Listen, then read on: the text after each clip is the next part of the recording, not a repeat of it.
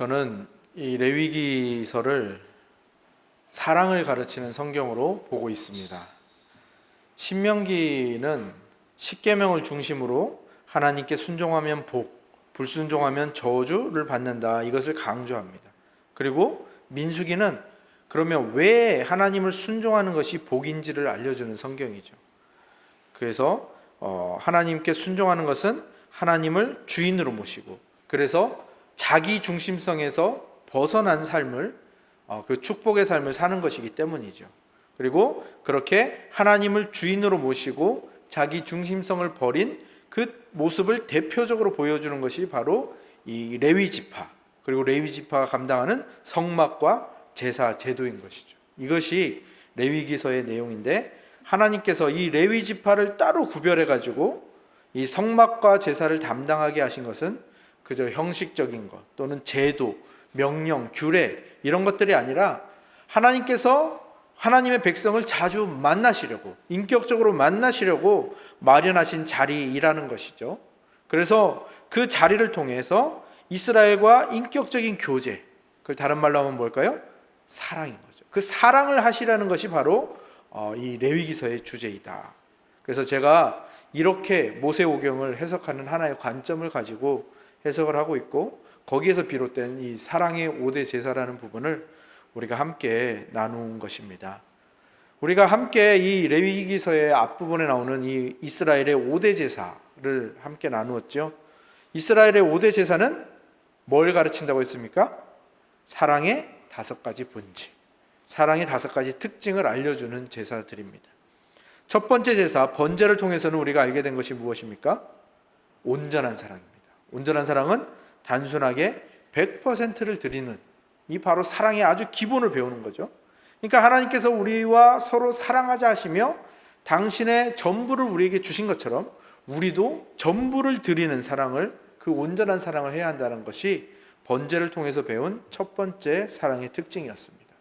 두 번째 제사, 소제를 통해서는 우리가 무엇을 배웠습니까? 온전한 사랑이 진짜 사랑이 되도록 하는 것은 겸손이라는 걸 배웠죠. 곡식을 알곡으로 만들듯이 거짓의 쭉정이를 골라내고 교만의 껍질을 벗기고 자존심을 찢고 짓이기고, 그래도 남아있는 불평과 원명을 성령의 체에 걸러내는 일들을 하는 것, 이것이 겸손이고 그것이 온전한 사랑으로 가는 길이다라고 말씀을 드렸죠. 세 번째 제사, 화목제를 통해서는 우리가 무엇을 배웠습니까? 평강의 사랑, 샬롬의 사랑이죠. 온전하고 겸손한 사랑은 방향성을 가져야 하는데, 그 방향성이 바로 평강, 샬롬이라는 방향성입니다. 다른 말로 하면 더불어 사는 겁니다. 샬롬의 기본적인 의미가 더불어 사는 것이고 관계입니다. 내가 다른 존재들과 긴밀하게 연결되도록 내가 창조되었다는 것을 기억하고, 그래서 내 주변에 있는 존재들과 더불어 사는데 하나님과 먼저 더불어 사는 것을 배우고, 그 다음에 나 자신과 더불어 사는 법을 배우고, 다른 사람, 그리고 공동체, 더 나아가서 세상 만물과 더불어 사는 것, 이것이 사랑이 나아가야 할 방향성인 것입니다. 이제 사랑의 기본을 배웠고, 그 기본을 기본되게 하는 것이 겸손이라는 것을 배웠고, 그 겸손이 이제 이 더불어 사는 평강, 샬롬이라는 방향성을 배웠고요. 그 다음에 그렇게 그 길로 가기 위해서는 우리의 두 손에 쥐어져야 하는 것이 있다고 했죠. 한 손에 쥐어져야 하는 것이 네 번째 제사, 속죄제를 통해서 우리가 배운 책임성이죠. 먼저 예수님께서 하나님의 사랑이 어떻게 완전하고 겸손하고 샬롬을 향하여 영원히 책임지시는 것을 십자가 사랑을 통해서 보여주시는 것이죠. 그리고 그것이 속죄제에 그대로 들어있고, 우리는 그 속죄제를 통해서 사람은 책임지는 사랑을 해야 하는구나, 그것을 배우는 것이죠. 그리고 다른 한 손에 있는 또 다른 손에 우리가 쥐어야 하는 것은 속건제를 통해서 배운 정직성입니다. 정직성은 무엇이었습니까? 내 속에 있는 것을 그냥 있는 그대로 꺼내는 것이 아니라 예수 그리스도를 통해서, 그러니까 즉 성경이 말하는 대로 행동하는 것이고 성경이 말하는 대로 사랑하는 것이 바로 이 정직성입니다. 또한 이 정직성은 핑계를 대지 않고 내가 책임져야 할 부분을 조금 더 지는 거죠. 수치로 말하자면 120%, 5분의 1을 더하여 책임을 지는 것, 거기에 나 자신을 있는 그대로 인정하는 것에서 그것들이 다 시작할 수 있다라는 것이죠. 그래서 우리가 배운 것이 책임성과 정직성을 가지고 이 샬롬의 방향성을 향하여 겸손함으로 온전한 사랑을 만들어 간다라는 것이었죠. 그래서 이 5가지 특징을 배웠고요. 지난 시간에는 이 사랑의 5가지 본질을 어떻게 하는 것만이 나의 것으로 만드는 길이라고 했습니까? 복습하는 것만, 반복하고 복습하는 것. 사실 예습은 좀 어렵죠. 배우지 않은 것을 미리 배운다는 것은 좀 어렵습니다. 하지만 복습은 조금 쉽습니다. 왜냐하면 이미 배운 것을 반복하면 되니까요. 그런데 디테일에 악마가 깃든다는 말이 있듯이 정말 이렇게 쉬워 보이는 복습에는 아주 강력한 방해꾼이 있는 것이죠. 그것이 무엇이었습니까? 바로 지겨움, 귀찮음, 게으름 같은 것들이겠죠. 왜냐하면 반복에는 반드시 그게 따라오게 돼 있습니다. 아, 지겨워. 아, 귀찮아. 아, 하기 싫어. 왜 또 해야 되지? 예습은 어렵지만 새로운 것이라서 지겨움은 없겠죠. 하지만 복습은 했던 것을 반복하는 것이라서 이 지겨움과 귀찮음을 이겨내지 않으면 완수할 수가 없는 것이죠. 저의 경우에도 마찬가지로 제가 가장 이겨내기 힘든 것 중에 하나가 바로 이 귀찮음이라는 병인 것 같습니다. 세상이 예전보다 훨씬 살기 좋아지지 않았습니까? 그리고 살기 편해졌습니다. 근데 그만큼 살기 좋아지고 편해진 만큼 이 반대쪽에서는 뭐가 생겨나냐면 귀찮음과 게으름이 찾아옵니다. 그래서 저희가 대학 다닐 때 어떤 말이 있었냐면 귀차니즘이라는 말이 있었습니다. 그러니까 귀찮아서 안 하는 게 그냥 생활의 어떤 한 모습이 되어버린 것이죠. 우리 어르신들은 그나마 어려운 시절을 지내오셔서 이 귀찮음보다는 부지런함이 몸에 배 있으신 것 같은데 저희 세대부터는 이 귀찮음이라는 것이 굉장히 그 삶에 밀접하게 붙어 있죠. 어른이고 아이를 가리지 않고 있는 것 같고요. 저희 집 아이들이 제일 많이 혼나는 이유도 바로 귀찮아서 하지 않은 일들 때문에 가장 많이 혼나는 것 같습니다. 그리고 사실 그 모습이 저와 아이들의 일상의 모습뿐만 아니라 우리도 하나님이 사랑하자, 그리고 사랑해라라고 강력하게 우리에게 권면하시는 것은 알지만 그것을 반복해서 나의 것으로 만드는 것, 내 실력으로 만들고 내 모습으로 만드는 것은 우리가 굉장히 지겨워하고 귀찮아하고 있다라는 현실입니다. 그래서 하나님께서는 이 지겨움을 탈피할 수 있는, 사랑을 반복하는 데 있어서 따라오는 이 지겨움과 귀찮음을 탈피할 수 있는 한 가지 방안을 이스라엘에게, 그리고 오늘 우리에게 허락해 주시는 것입니다. 그것은 오늘 말씀 제목에도 나와 있듯이 오래 참는 것입니다. 고린도전서 13장, 우리가 굉장히 유명하니까 잘 아는 장이죠. 사랑장이라고 불리는 장이죠. 그 사랑장에서 4절부터 사랑의 특징을 설명하는데 제일 먼저 나오는 말이 뭡니까? 사랑은 언제나 오래 참고, 사랑은 온유하며 시기하지 아니하며 성내지 아니하며 악한 것을 생각하지 아니하며. 그러니까 이 사랑에 있어서 그 사랑의 시작은 오래 참음이고요. 또 그 사랑을 할 수 있는 가장 큰 특징이 이 오래 참음이라는 것이죠. 그래서 합신의 조병수 교수님이 이 13장 사랑장을 가지고 책을 쓰셨는데 거기서도 보면 이렇게 설명을 합니다. 사랑에는 두 발이 있다. 하나는 오래 참음이고 다른 한쪽 발은 온유함이다 라고 말하는데, 이 오래 참음과 온유는 거의 같은 겁니다. 온유한 마음으로 오래 참는 것이고 오래 참는 사람이 온유한 것이죠. 그래서 사랑을 반복하고 복습하는데, 특히 지겨움을 탈피하는데 가장 필요한 게 바로 이 오래 참음이라는 것입니다.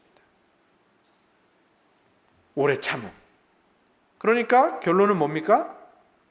이 사랑을 잘 하기 위해서는 반복을 해야 되는데, 이 반복에 반드시 따라오는 지겨움과 귀찮음을 이길 수 있는 것은 오래 참음이다. 그러니까 오래 참아라. 그러나 하나님께서는 우리에게 그렇게, 야 그냥 참어, 야 그것도 못 참니? 좀 오래 참아보렴, 이렇게만 말씀하시지 않지요. 우리 하나님은 그런 분이 아니시잖아요. 그죠? 물론 하나님께서는 그동안에도 이스라엘 백성을 엄청나게 참아오셨지만 오늘 본문을 통해서 하나님께서는 그분이 얼마나 오래 참으시는 분인가를 아주 본질적으로 우리에게 확실하게 보여주십니다. 오늘 읽으신 본문의 내용은 이제 성막과 제사를 관장할 제사장을 세우는 위임식 장면입니다.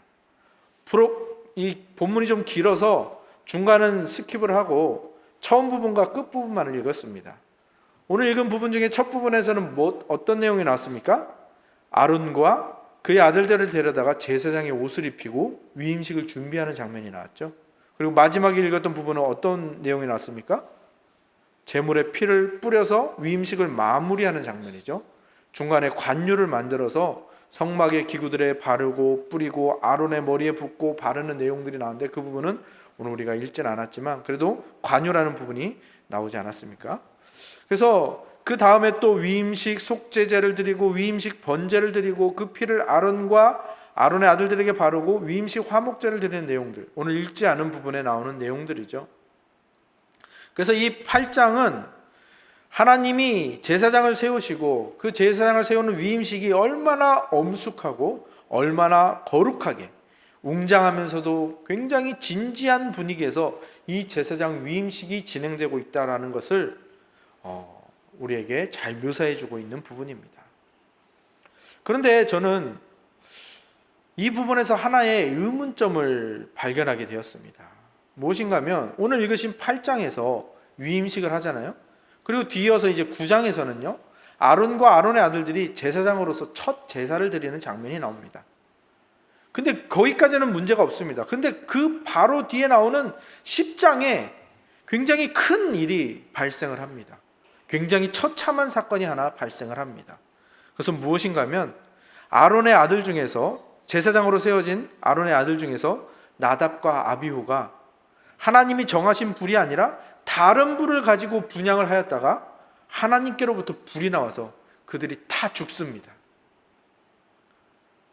그래서 사실 8장과 9장의 이 엄숙하고 진지한 분위기가 한순간에 소강이 되는 것 같은, 한순간에 정말 분위기가 바뀌어버리는 그러한 모습을 보게 되는 것이죠. 그러면서 든 의문은 이것입니다. 아니, 이렇게 불에 타서 죽을 거라면 왜 굳이 그런 엄중하고 웅장하고 진지한 위임식을 하게 하신 것일까? 나답과 아비후는 제사장으로 세우지 않는 편이 훨씬 좋지 않았을까? 다른 두 아들이 있었고 엘르아살과 이다말이라는 다른 두 아들이 있었고 또 아론, 또 그들의 후손들이 있으니까 굳이 나답과 아비후를 세우지 않아도 괜찮지 않았을까? 이런 의문이 들었던 것이죠. 왜 하나님이 이렇게 하셨을까? 그런데 우리가 성경을 읽으면서 이러한 의문을 가지는 것은 굉장히 건강한 것입니다. 그리고 이 의문을 가지며 본문을 읽어갈 때에 저의 머릿속에 영화 하나가 떠올랐습니다. 아마 제가 대학생 때쯤 개봉한 영화로 알고 있는데요. 그러니까 꽤 오래된 영화죠. 마이너리티 리포트라는 영화가 있었습니다. 아마 모르시는 분도 꽤 계실 텐데요. 이 미래 사회를 그린 SF 영화인데요. 미래 사회에 고도로 발달된 기술이 생겨나가지고 거기에 인간이 예언하고 예지하는 기능이 결합이 됩니다. 그래서 어떤 일을 하는가 하면 범죄를 미리 예방하는 겁니다. 인간의 예지력과 인공지능이 합쳐져 가지고 범죄할 사람들을 범죄를 저지르기 전에 미리 찾아내는 거죠. 그래서 범죄가 일어날 시간, 장소, 그리고 범행을 저지를 그 사람이 예지가 되는 겁니다. 그래서 미리 가서 그 사람을 잡아 넣습니다. 그래서 살인자가 살인을 하기 전에 체포를 하고 강력범죄가 일어나기 전에 그 범죄자가 될 사람들을 미리 막는 그런 시스템이 이 영화에 나오는데요. 강력한 힘과 기술로 그리고 재능으로 미리 알고 범죄를 막는다라는 것, 이것이 인류에게 어떤 영향을 끼칠 것인가를 고민하게 만드는 영화였습니다. 그리고 이 영화의 결론은 우리가 예상하는 대로 그런 시스템은 옳지 않다라는 것으로 결론을 내리게 되죠. 왜냐하면 그것은 인간의 선택과 자유의지를 무시하는 것이고 그것은 인간을 존중하는 것도 아니고 인간을 위한 일도 아니다라는 것이 이 영화의 결론입니다. 마찬가지의 이유로 하나님께서도 미리 나답과 아비후를 막지 않으시는 것이죠. 하나님께서는 그들의 선택과 자유의지를 존중하십니다. 물론 그것이 치명적인 결과, 아주 처참한 결과를 가져온다고 해도 말이죠. 하나님께서 인간을 창조하시면서 인간을 하나님의 형상대로 창조하시고 영혼을 주시고 자유의지를 주셨다는 건요, 굉장히 놀라운 축복입니다.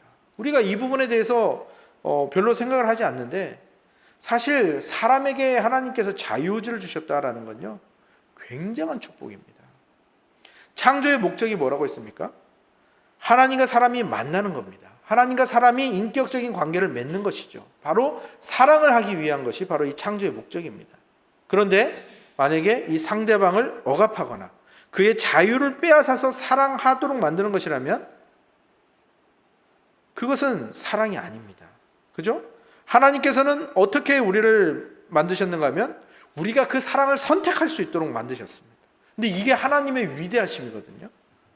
그러니까 하나님께서는 뭘 각오하신 거냐면, 내가 만든 존재가 나를 사랑하지 않는 것을 선택할 것을, 그래서 자신의 마음이 아프실 것을 각오하고 눈물을 흘리시면서 우리에게 이 자유의지를 보장해 주시는 거거든요. 당신이 채찍질 당할 것을 알면서도 당신의 아들을 십자가에 못 박게 하실지라도 우리의 자유를 속박하지 않겠다. 그것이 하나님의 위대한 사랑이고, 거기에서 이 하나님의 오래 참음이 보여지는 겁니다. 그러니까 오래 참음이 그냥 어떤 항목으로 있는 게 아니라 하나님이 창조 때부터 지금까지 해오고 있는 게 오래 참음이라는 거죠. 사실 우리가 여기에 존재하는 이유는 단 한 가지입니다. 하나님이 오래 참으셨기 때문에 우리가 여기에 존재하고 있는 겁니다. 그리고 그 하나님의 오래 참으심을 먼저 경험한 사람들이 그 오래 참음을 실천하고 있기 때문에 우리가 서로 이렇게 용납이 되고 있는 거고, 살아가고 있는 거고요, 성장하고 있는 겁니다. 그리고 저는 그것을 너무나도 많이 경험해 왔습니다. 사실 저는 이 목사가 되고 싶은 생각이 1도 없는 사람이었거든요. 왜냐하면 저희 아버지가 평생 개척만 하면서 찢어지게 가난하게 사는 걸 보고 제가 다른 건 다 해도 목사는 안 해야겠다라고 생각을 했습니다. 근데 이제 제가 하고 싶은 일들이 있었거든요. 그것을 하기 위해서 먼저 신학을 배워야겠다라는 생각이 들었습니다. 그리고 그렇게 신학을 배우기 위해서 합신을 가게 됐죠. 합신을 다니면 반드시 사역을 해야 됩니다. 그래서 제가 첫 사역지를 또 지인의 소개로 가게 되었습니다. 그때 첫 사역지의 담임 목사님이 5회시니까 제가 30회거든요. 합신 30회와 5회. 그러니까 사역 연수만 해도 벌써 25년 정도 차이가 나는 거죠. 저는 신학교 1학년. 이분은 25년 이상 사역을 하신 분. 근데 제가 그 교회에서 1년 사역하고 이제 교육자 수련회처럼 이제 1년 사역하고 12월 말쯤에 그 1년의 사역을 결산하는 자리에서 제가 그 목사님께 이렇게 얘기했습니다. 목사님, 목회 그렇게 하실 겁니까? 목사님, 잘 따라오는 사람들만 데려가고 잘 안 따라오는 사람 버리고 목회 그렇게 하셔도 될 것 같습니까? 제가 그렇게 얘기했습니다. 얼마나 교만한 말입니까? 그죠? 25년 이상 사역하신 분께 겨우 1년 사역해 본 사람이 그런 말을 한 겁니다. 저 같았으면 너 당장 그만둬 이렇게 했을 텐데 그 목사님은 그런 저를 품으셨어요. 그래서 그 교회 재정이 어려워져서 그만두기까지 4년을 더, 그러니까 그 교회에서 총 5년을 사역한 거죠. 저 같으면 그렇게 안 했을 것 같은데 오래 참아 주시더라고요. 아마 그분도 하나님의 오래 참음을 먼저 경험하셨기 때문에 그 오래 참음을 저에게 베풀어 주신 것이겠죠. 그 교회에서 5년 있으면서 제가 많이 성장을 했습니다. 그럼에도 불구하고 여전히 저에게는 문제가 있었죠. 그래서 이제 두 번째로 만난 교회가 있습니다. 바로 천은교회죠. 천은교회와 한성 목사님을 제가 만난 거죠. 근데 천은교회 와서도 저에게는 굉장히 큰 문제가 있었습니다. 그건 뭐냐면 목사 안수를 받는 게 굉장히 두려웠습니다.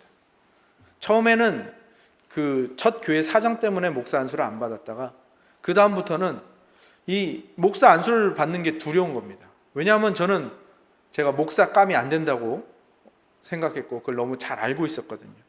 제가 이 목사라는 직분을 감당할 수 없을 것이라는 불안감이 저에게 늘 가득했습니다. 그래도 한성 목사님이 목사 안수를 받도록 도와주시고 서우 목사님이 격려해 주시고 그래서 우여곡절 끝에 목사 안수를 받았죠. 근데 그 중압감이 점점 더 심해지는 겁니다. 목사가 되니까 이제 더 심해지는 거죠. 그러니까 계속 저에게 보여지는 모습은 우와, 이래놓고도 목사야? 목사가 이럴 수 있어? 제가 목사에 어울리지 않는 부분만 계속 보이는 겁니다. 아마 저희 아내는 기억할 겁니다. 제가 매년 연말마다 저희 아내에게 나 사역 그만둘까? 물어보면 저희 아내는 참 대단한 게 그만두랍니다. 자기가 먹여 살리겠답니다. 그래서 더 못 그만둔 것 같은데요.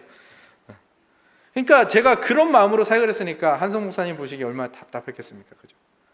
매년 그 연말에 그 면담을 하는데 면담할 때마다 한 목사님이 제게 계속 이 소명에 대해서 목회자로서 사명이 있는가 계속 일깨워 주시고 뿐만 아니죠.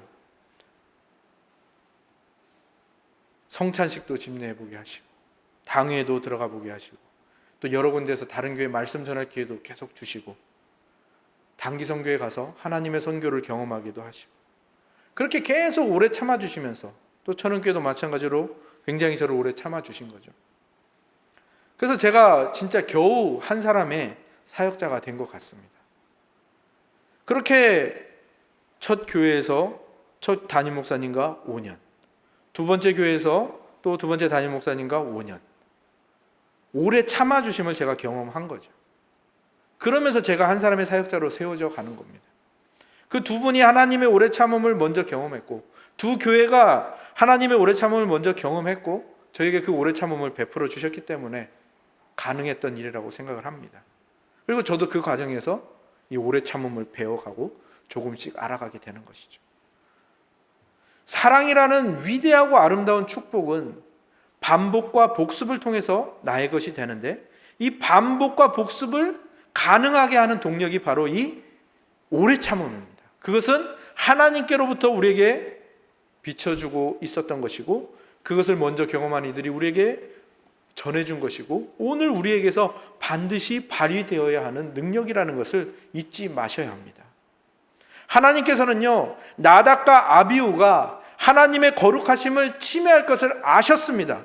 하지만 오래 참으신 가운데 그들을 제사장으로 임명하시는 겁니다. 그들은 불에 타 죽었지만 그 하나님의 그 오래 참으심을 이해한 아론은 위대한 대제사장이 됩니다. 그리고 엘르아살과 이다말도 형들의 모습을 보면서 제대로 된 제사장으로 세워지게 되는 겁니다. 하나님이 오래 참으시는 것을 보고 말이죠. 그리고 그들의 후손 중에서 계속해서 이스라엘 역사에 하나님 나라의 역사에 중요한 역할을 하는 위대한 제사장들이 일어나게 되는 것입니다. 그리고 이 모든 것을 지켜보고 있던 모세가 가장 크게 배우게 되겠죠. 하나님의 오래 참으심을 계속 배워서 결국 이 모세가 어떤 사람이 되었습니까? 온유한 사람. 온유함이 지상의 어떤 사람보다 뛰어난 사람. 아까 제가 사랑의 두 가지 발이 뭐라고 했습니까? 오래 참음과 온유함이라고. 같은 말이라고 했죠. 성경의 인물들은 다 그러합니다. 사실 아브라함도 굉장히 흠이 많은 사람이었죠. 자기 아내를 누이라고 속이고 하나님의 약속을 믿지 못해 처백에서 아들을 낳았죠. 야곱은 더 심했습니다. 흠이 넘치는 사람이었죠. 뭐 일일이 나열하지 않아도 다 아실 겁니다. 하나님의 마음에 합한 자라는 엄청난 칭호를 받았던 다윗은 굉장히 치명적인 죄를 지었죠. 그런데 그들이 다 어떻게 믿음의 영웅이 된 겁니까? 하나님의 오래 참으신 가운데 그들이 포용되어지고 덮어지고 그렇게 용서받고 용납되어지면서 위대한 믿음의 사람으로 되어간 것이죠. 그것이 가장 잘 표현되는 오늘 본문에 있는 단어가 무엇인가 하면 30절에 나오는 관유입니다. 관유. 이 관유라는 단어는 성경에서 출애굽기, 레위기, 민수기에서만 나오는 단어인데요. 이 관유라는 말은 어떤 뜻을 갖고 있냐면요. 덮는 기름입니다. 덮는 기름. 하나님의 오래 참으심을 상징하는 겁니다. 생각해 보십시오. 어떻게 인간이 만든 성막이 하나님이 임재하실 장소가 될 수 있겠습니까? 그죠? 어떻게 인간의 제사가 또 인간 제사장이 어떻게 죄를 속할 수가 있고 하나님과 다른 사람 사이에 중보자가 될 수 있겠습니까? 그들은 결코 그 역할을 감당할 수 있는 깜이 되지 못하는 사람들이거든요. 그런데 어떻게 그들이 그 역할을 감당하는 겁니까? 하나님이 관유로 덮으시는 거예요. 오래 참으심으로 덮으시는 겁니다. 사랑의 눈으로 보아주시는 겁니다. 그래서 한 사람이 만들어지고, 그래서 믿음의 영웅들이 만들어지는 겁니다. 관유와 오래 참음. 사랑스럽지 않은 자를 사랑스럽게 보아주는 것. 예쁘지 않은 것을 예쁘게 보아주는 것. 용납할 수 없는 자를 용납하는 것. 그것이 오래 참는 것이죠. 그리고 그것이 오늘 우리에게 요구되고 있는 것이죠. 이야기 하나를 들려드릴까 합니다. 스티븐 콥이라는 사람이 쓴 오늘 내 인생 최고의 날이라는 책에 나오는 이야기입니다. 남태평양의 키니와타 섬에 자니 링고라는 성실한 사람이 있었습니다. 성실하기로 유명한 그가 어느 날부터인가 사람들의 비웃음을 사게 되었습니다. 결혼을 위해 지불한 암소 8마리 때문입니다. 이 섬에서는 결혼을 할 때 남자가 여자의 아버지에게 암소를 대가로 치르는 풍습이 있었습니다. 보통 여자라면 암소 4마리, 그렇지 않으면 암소 3마리, 정말 못생기면 암소 1마리를 줄 수도 있었습니다. 그런데 자니링고의 아내 사리타라는 여인은 그리 예쁜 여인이 아니었습니다. 그럼에도 불구하고 이 자니링고가 그녀의 아버지에게 암소 8마리를 주었으니 비웃음을 살만했습니다. 얼마 후에 어느 선교사가 자니링고의 집을 방문했습니다. 선교사는 깜짝 놀랐습니다. 왜냐하면 소문과는 달리 이 사리타라는 이 여인이 너무너무 아름다운 사람이었기 때문입니다. 빛나는 눈동자와 자신의 찬 미소, 당당한 걸음걸이. 선교사는 자니링고에게 묻습니다. 저 여인이 그 소문의 사리타가 맞습니까? 아내의 모습이 왜 이렇게 소문과 다르죠? 자니링고가 말합니다.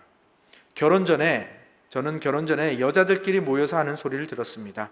한 여자가 나는 암소 4마리에 시집 왔다고 말하면 다른 여자는 자기는 암소 5마리에 시집 왔다고 자랑을 합니다.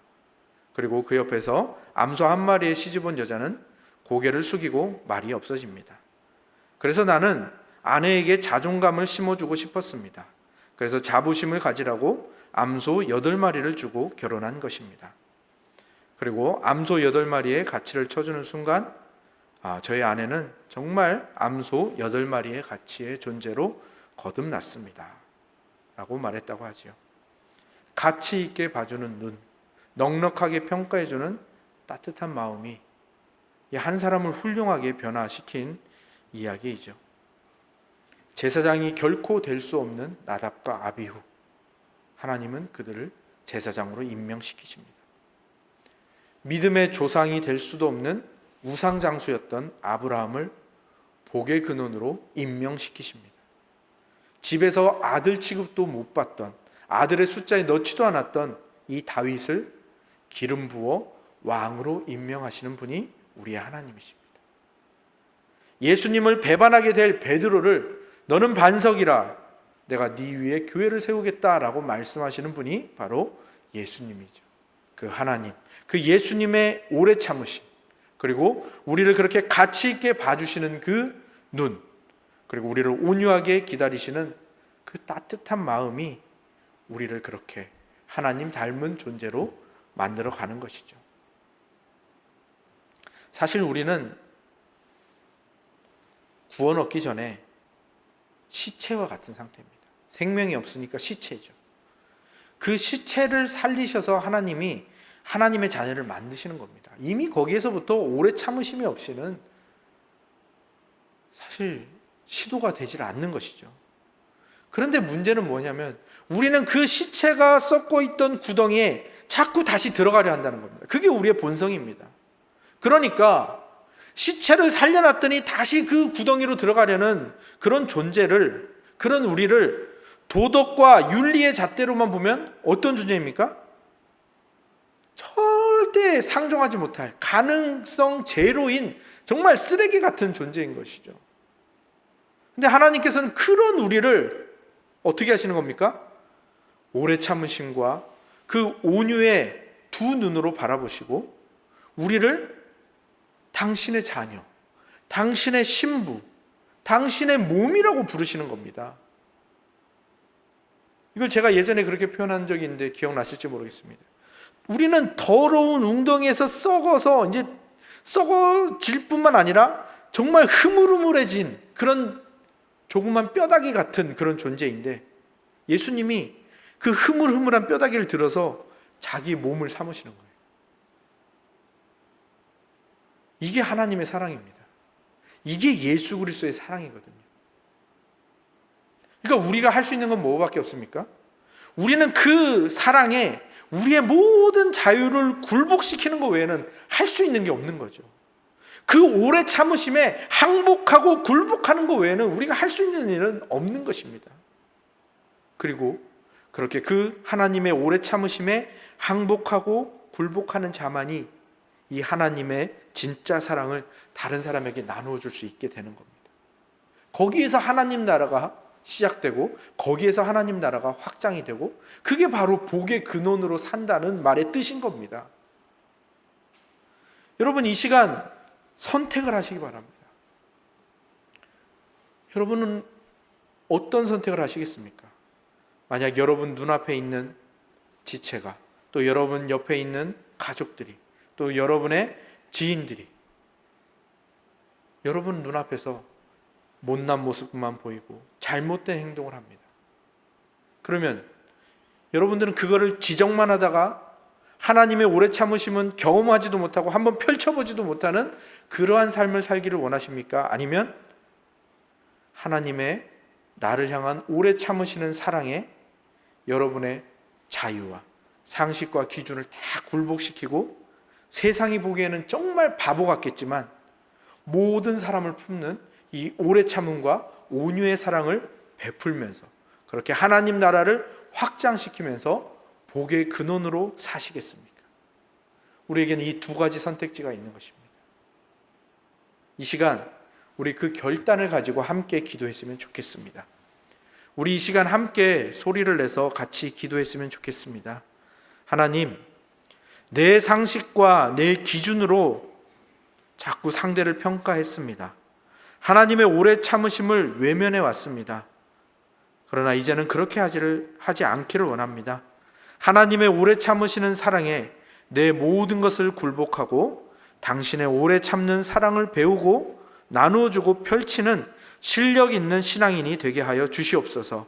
그런 우리들이 모여서 정말 한 영혼을 오래 참음으로 섬기고 사랑하는 우리 천은 공동체가 되게 하여 주시옵소서. 우리 이 시간 함께 소리를 내어서 한마음으로 기도하겠습니다. 아버지 감사합니다. 오늘 정말 이 레위기 말씀을 통하여 하나님의 오래 참으시는